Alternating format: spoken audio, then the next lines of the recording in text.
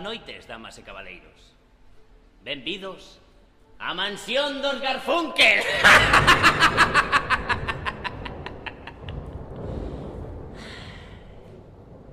A historia que lle relato a continuación transcorre nun apartado caserón da campiña británica. Aquela tormentosa noite de 1900 e pico, o eminente antropólogo Sir Otis de Garfunkel e a súa amada esposa Lady Margaret dispoñíanse a ocupar a casa herdada tras a tráxica morte da súa tía Lady Eleanor. Pero o que Sir Otis de Garfunkel non sabía é que aquela noite ia toparse con vellos fantasmas do seu pasado.